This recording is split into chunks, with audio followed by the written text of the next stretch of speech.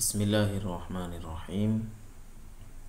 Pada kesempatan kali ini saya akan menyampaikan anwa'ul miyah, macam-macam air yang bisa digunakan untuk bersuci. Diambil dari kitab Fathul Qorib, ya ini di Maktabah Syamilah ini ya. Fathul Qorib Mujib fi Syarhi Al-Fadhil Taqrib. Saya mutalaah melalui laptop Maktabah Syamilah ini.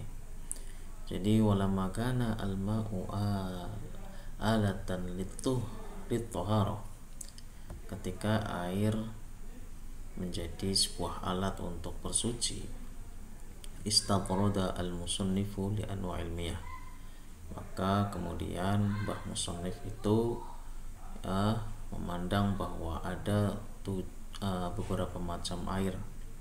Faqala, Mbah Musannif ini ya, pengarang kitab Fathul Qorib ini menyatakan bahwa al-miyahu allati yajuzu ayasihu, air yang bisa digunakan untuk bersuci, sah untuk at-tathhir, itu ada sab'u miyahin, ada 7.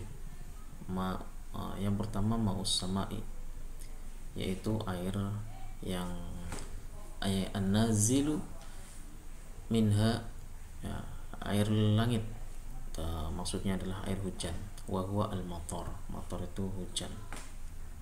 Jadi kalau tubuh Anda terkena najis, main saja hujan-hujanan ya, langsung nanti bersih. Anda habis junub, langsung saja di luar mandi pakai air hujan begitu ya, seger itu, bersih sekali, datang dari langit, bisa untuk menyembuhkan obat ya, konon katanya begitu ya. Jadi ya bisa juga menyembuhkan penyakit kalau memang Anda fisiknya sedang tidak baik ya. Kemudian yang kedua berikutnya adalah ma'ul bahri, air laut.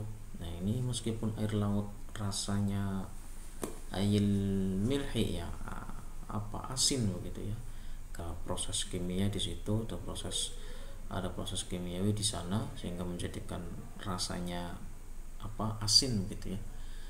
Itu meskipun asin, itu adalah air yang bisa suci. Jadi Anda mandi pakai air laut walaupun lengket lah itu ya, ada kayak semacam lengket begitulah, itu tetap bisa mensucikan. Kemudian yang ketiga wa ma'un nahri, air sungai, rasanya tawar, air hulmi begitu ya. Walaupun di air sungai itu sedikit kelihatannya butek begitu ya, warnanya coklat ya, itu nanti ada pembahasan lain lah. Jadi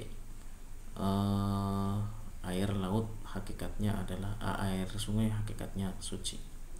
Kemudian berikutnya wa ma'ul bahri, air sumur ya, airnya dikeduk begitu ya, tanahnya dikeduk kemudian keluar air ya, itu air mutlak, air yang bisa digunakan untuk bersuci. Berikutnya wa ma'ul aini, air ngetuk gitu ya, air tuk, sumber yang bersumber ya. Wa ma'ul salji, kemudian air salju, dan yang terakhir adalah air embun, wa ma'ul bardi, air embun. Dari 7 ini itu kalau disimpulkan wa yajma'u hadhihi sab'ata qauluka. Jadi 7 macam air laut ini bisa disingkat ya, atau diungkapkan dalam perkataan Anda bahwa mana nazala minas sama au naba'a minal ardi. Jadi kesimpulannya, air itu Anda bisa menyatakan bahwa air yang turun dari laut, dari langit, atau air yang bersumber dari bumi. Kalau yang turun dari langit ya berarti air hujan, embun, dan salju begitu ya. Kalau yang bersumber dari bumi itu bisa dikatakan sebagai air sumur, air ain, air sungai dan air laut begitu. Ala ayu sifatin kana min aslil khilqah, atas sifat apapun kejadiannya, dari sifat bagaimanapun asal mulanya. Jadi misalkan tidak memandang bagaimana air laut itu awalnya itu tadi butek ya.